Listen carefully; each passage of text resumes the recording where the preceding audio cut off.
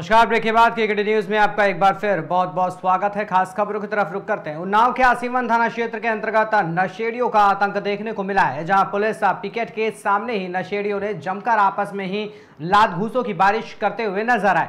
वहीं क्षेत्र के उन्नाव संडीला मार्ग पर स्थित मियागंज चौराहे पर पुलिस पिकेट के समीप बीती रात 2 बाइकों पर सवार नशेड़ियों में खूब जमकर लात घूसे चले।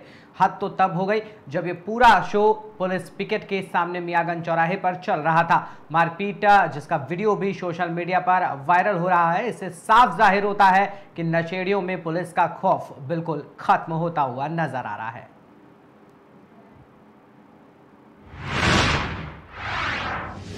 वहीं बुलंदशहर में पूर्व फौजी ने पत्नी पर हथौड़े से हमला कर दिया। मौके पर पहुंची पुलिस ने आरोपी को हिरासत में लेकर पूछताछ शुरू कर दी है। मानसिक रूप से आरोपी पूर्व फौजी बीमार बताया जा रहा है। फॉरेंसिक टीम को भी मौके पर बुलाया गया है। वहीं परिवार में कोहराम मचा हुआ है।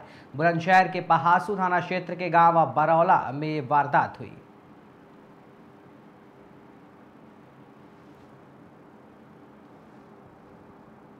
ये मेरी मम्मी है।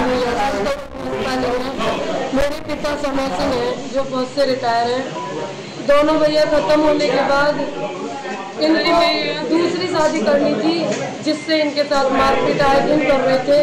और मैंने 2016 से अब तक बहुत बार पुलिस में एप्लीकेशन दी है। पुलिस ने भी कोई कार्रवाई नहीं की थी।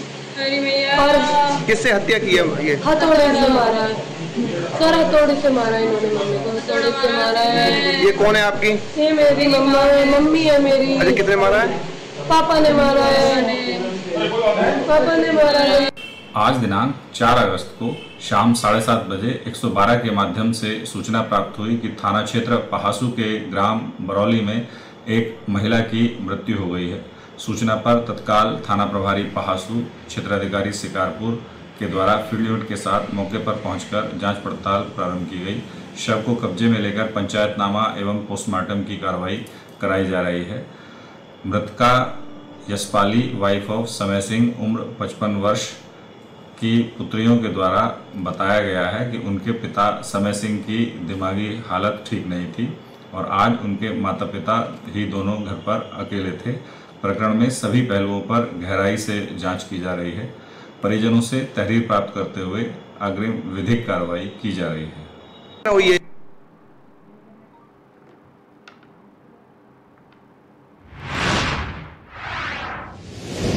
मध्य प्रदेश विधानसभा के मानसून सत्र के दौरान नेता प्रतिपक्ष उमंग सिंघार ने आदिवासियों के वनाधिकार दावों को निरस्त किए जाने और उन्हें बेदखल किए जाने के मुद्दे पर सरकार को आड़े हाथों लिया।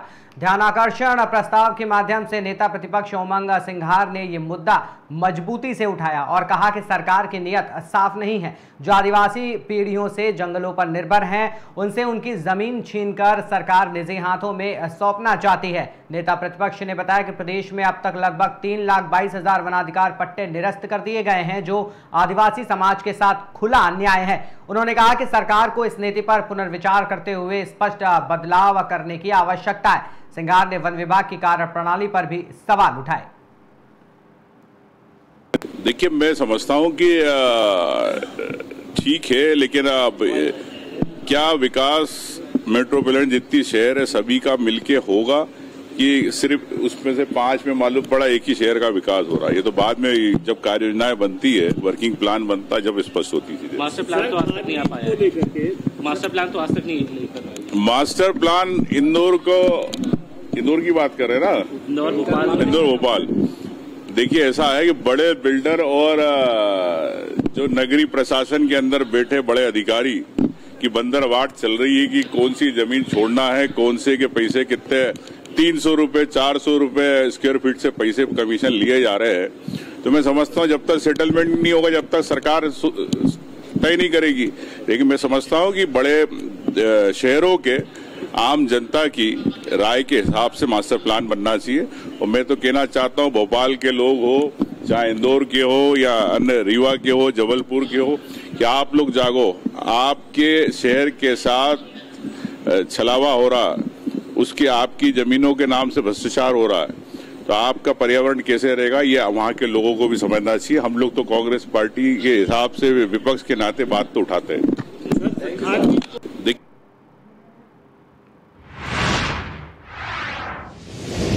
सोनभद्र जिले में पिछले 48 घंटे से रुक रुक कर हो रही बारिश से नदी नाले उफान पर हैं। ऐसे में रिहंद डैम से एक बार फिर बड़ी मात्रा में पानी छोड़ा गया है। सुबह 7 बजे डैम का जलस्तर 869.1 फीट दर्ज किया गया, जिसके बाद 7 गेट खोलकर 83,701 क्यूसेक पानी छोड़ा गया। वहीं ओबरा डैम के भी 5 फाटक खोले गए हैं, जिससे 50,000 क्यूसेक पानी डिस्चार्ज किया जा रहा है। इस डिस्चार्ज का असर अब सोन नदी के जलस्तर पर भी साफ नजर आने लगा है। राहत की बात यह है कि फिलहाल सोन नदी खतरे के निशान से नीचे बह रही है, लेकिन स्थिति बेहद नाजुक बनी हुई है।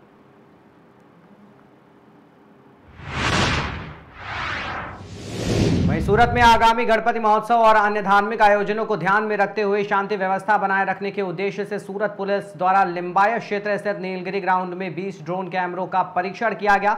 इन ड्रोन कैमरों की कवरेज क्षमता 5 किलोमीटर तक है और ये उच्च गुणवत्ता में वीडियो रिकॉर्डिंग करने में सक्षम है। इस परीक्षण के दौरान सूरत शहर पुलिस आयुक्त अनुपम सिंह गहलोत सहित कई वरिष्ठ पुलिस अधिकारी मौजूद रहे। मीडिया से बातचीत करते हुए पुलिस आयुक्त ने बताया कि धार्मिक पर्वों के दौरान गुनाहों पर नजर रखने और किसी भी आपराधिक गतिविधि को रोकने के लिए इन ड्रोन कैमरों का उपयोग किया जाएगा। ड्रोन से ली गई फुटेज का उपयोग अपराधियों की पहचान कर उन्हें कोर्ट में सबूत के रूप में प्रस्तुत करने में किया जाएगा।